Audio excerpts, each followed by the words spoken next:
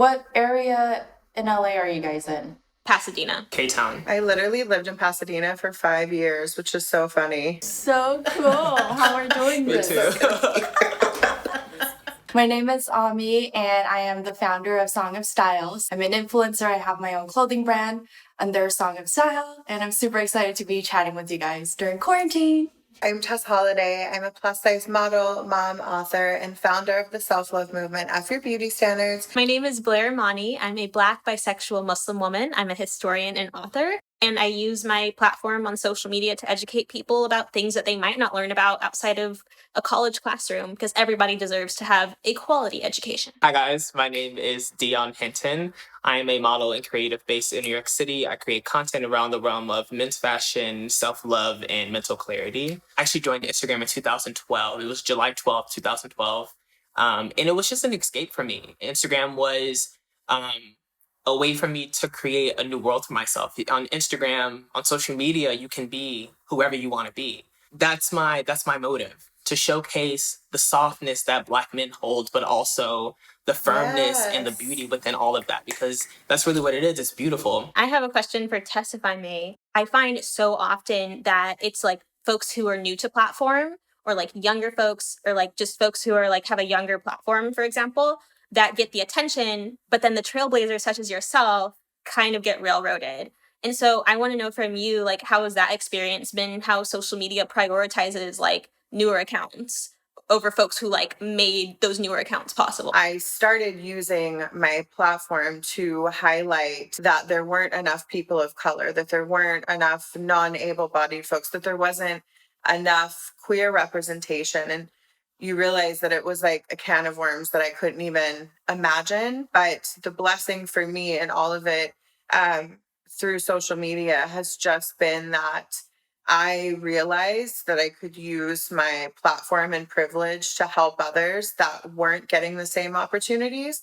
And so for me, I'm okay kind of taking a seat back as long as someone's heart's in the right place, and as long as they're like, actively trying to make the world a better place, then Instagram can prioritize them.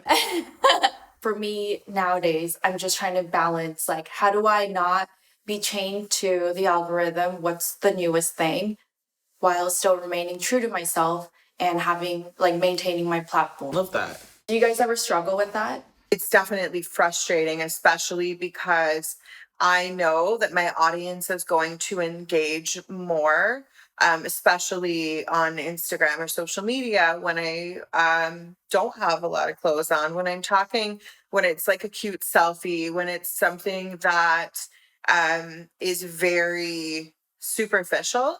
But if I'm posting about the police brutalities against people of color, or how reverse racism isn't real, people just kind of ignore it. I like that the documentary kind of was suggesting solutions, and how us as influencers, as people with a large platform, what can we do about it? If I can really quick, I'd like to tell you all, like, it's a brief story, but so I'm always preaching like anti-bullying and like loving people and, all the good things. I found myself doing this thing where like I get really annoyed when people like ask me questions. Like it's kind of like a teacher that tells you to read the syllabus when you have a question. Like they're angsty with you because every other student has asked them that same question and it's on the syllabus, but it negatively affects the students, or in this case, my followers, when I get frustrated with them because of 18 other people that they have nothing to do with. And so that happened, like, I think it was like maybe a couple minutes before I watched the documentary. And I totally am glad I made the right choice, especially after having watched it and see like the reenactments in the social dilemma. Because I like posted my response to the person, which was a little sassy and a little frustrated. And I was just kind of like, what it ended up being, it wasn't just me being like, haha, look at this. Like they felt really shamed, and I removed their name from the post still, but they still felt like, attacked. What bullying looks like is not always somebody like, coming up to you and intimidating you. Sometimes bullying can be literally as nuanced as you thinking something is funny and that other person feeling attacked and like, unheard. I have been through my fair share of cancel culture. There are literally Reddit pages dedicated to why I'm, quote, a horrible person. I made a remark that played into stereotypes for Black men about 5.5 years ago. And it was something flippant that I said. And at the time, I didn't really realize the full impact. I didn't realize how loaded what I said was, especially as a Caucasian plus size woman.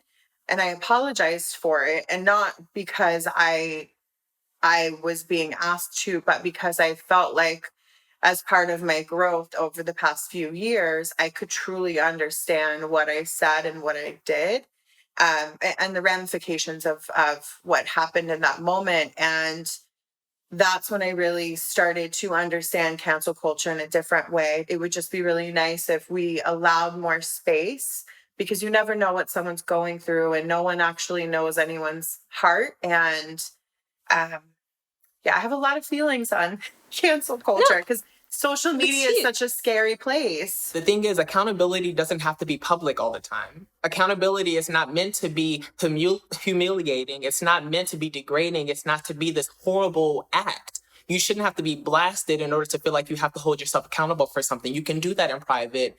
I feel like, if anything, that's probably where the most, accountability stems from. Understanding, sitting with yourself and be like, you know what? I fucked up.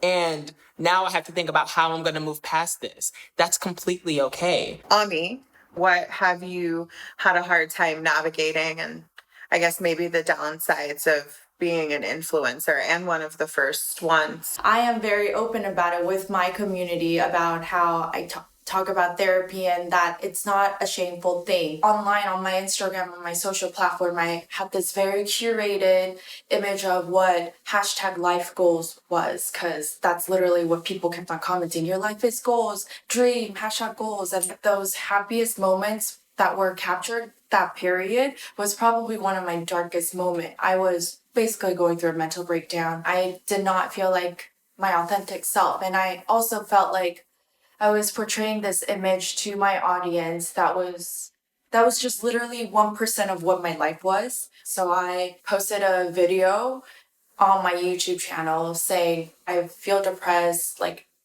it's not just glitz and glamour, and I was very honest with my audience. It was a huge relief to let people know that, hey, what I'm showing you, this carefully curated images or feed that you see on my Instagram, it's not just all that. There's also like a dark side of me as well. The thing that I just found the most interesting and my favorite part about Social Dilemma was the fact that they asked the $1 million question, what's the problem? Who is responsible for this? And I think everyone that was involved in the documentary honestly felt the same, that there's not one particular person that is to blame for everything that goes on behind the scenes of social media. I already know that I'm kind of the newbie here, and I just really have to say that it's so exciting that folks who I've followed for such a long time, that y'all are just down to earth, dope folks who are just the same people on social media that you are in real life, even in the in-between. Wow, I appreciate that. Insane, literally same. What I wish people knew about being an influencer is understanding that we don't have all the answers. I don't think any of us ever claim to be, Wikipedia or an encyclopedia or to be able to tell the future of what's going to happen. I'm just here simply to, guide the conversation to help you think about what you may feel about something, not to tell you right from wrong.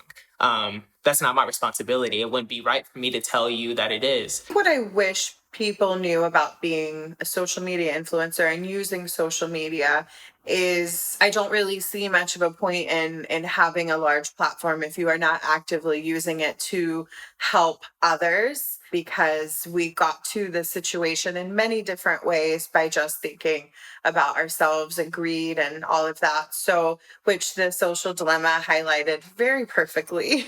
What I wish people would know about being an influencer and also social media for work is we have to hold those people in power accountable as well, to make sure that we're not being just used for tokenism, right? We're not just checking the diversity box, okay, we have one Asian girl in this whole group of influencers, so we check the diversity box. No, we actually have to go deeper. I wish people understood that they don't see everything. They see what we invite them to see, like Tess said, but they also put their own story into it. I just want it to be better because the good things that make social media fun to use are so good, and the bad things can be managed and can be pushed away. So it's about leaning into that. And I think staying hopeful about the fact that, this social dilemma, it's an opportunity to make it better, not to just look at it and say, oh, well, we have to get rid of it, because it's not going anywhere.